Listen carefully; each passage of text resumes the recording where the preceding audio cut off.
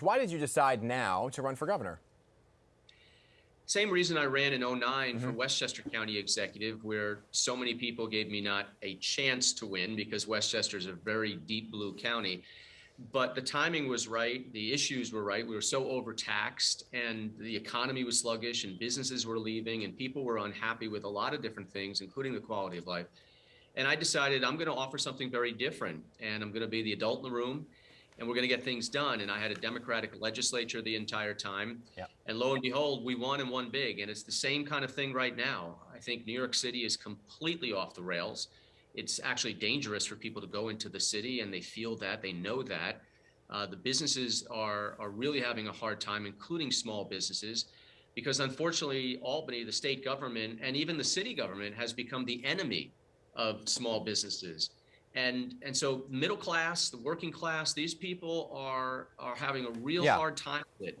That's why I'm running, because we got to make some very big changes. We got to change the direction of this state, which is completely out of control. So I want to get, before I get to some of the issues that you just mentioned, I want to get your take on the news on the Democratic side of things. That was with Letitia James suspending her campaign, running for re-election as Attorney General. Your overall thoughts here on this?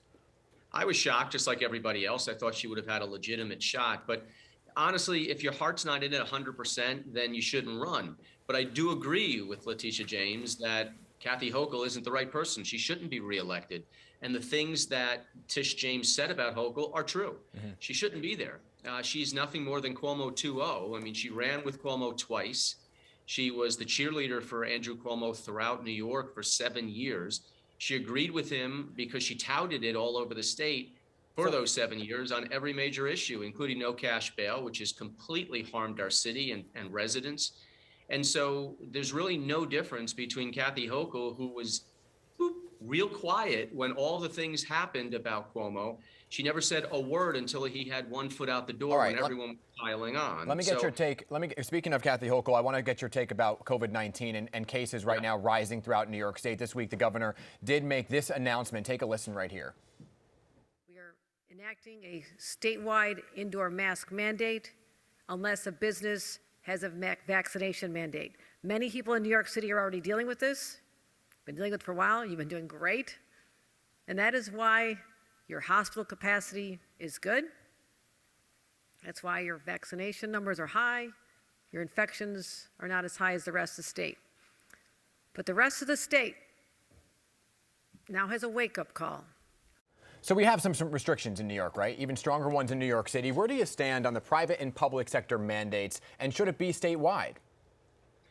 First of all, I do not think the mandates have worked. In fact, they haven't. You know, you look at states around the country, you look at countries around the world, and those that had less of a hard lockdown, those that had less mandates, those that had a balance between public health and the economy, and just moving on with life, have done as good or better than those that are in hard lockdowns and strict mandates. So no, I do not think. I mean, here's a lady who just fired almost 40,000 healthcare workers throughout New York.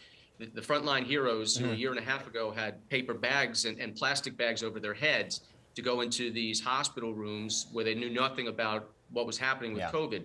She fired them because some of them choose not to get the COVID-19 vaccination for whatever reason, their choice, especially if they've had natural immunity with COVID in the past. There are a million reasons. So no, I don't think the mandates, the universal mask mandates, masking our kids from 0 to 18, which is insane right now. These things aren't working. They haven't worked. If they worked, so let me ask you this. We would be at 0 right now with COVID. Let me ask you this, 'cause we're almost out of time. You tweeted that we shouldn't go back to what did not work, and you're referencing some of that, including shutdowns. I'm just curious, what do you think does work then to contain the virus? Look, 95% of those over 65, I believe it is, are vaccinated. That's the cohort with the most risk. Children are almost 0 risk to have anything severe from COVID. People are making their own choices based on their own individual reasons. If you are vaccinated, and I suggest you do, I'm vaccinated, so is my wife, then you're reducing your risk. But we also know the vaccination, which is more like a flu shot, we're now on our 3rd booster, maybe our 4th coming down, doesn't work as well as we thought it would. Now, it does reduce the risk, but it does not make sure you don't get it or you give it. You can still give it and get it. The masks we know, and most people around the world are reducing their risk by just being sensible. But mask mandates we know don't work. The studies, unlike what Cory Booker said, we've seen in all of these studies that the masks themselves really have no effect whatsoever. Okay. At a $1,000 fine that she's now saying, I think it's time for some civil disobedience, because she doesn't have that authority. These emergency powers, this is something that the legislature needs to do, and I don't think this will hold up in court if she keeps moving forward with it. To be continued for sure, and we're simply out of time, but I'm sure we'll have you back along the very busy campaign season. Mr. Astorino, good to have you here, and happy holidays to you. Have a Merry Christmas, Dan. Thank you. Happy New Year, too. We'll talk soon.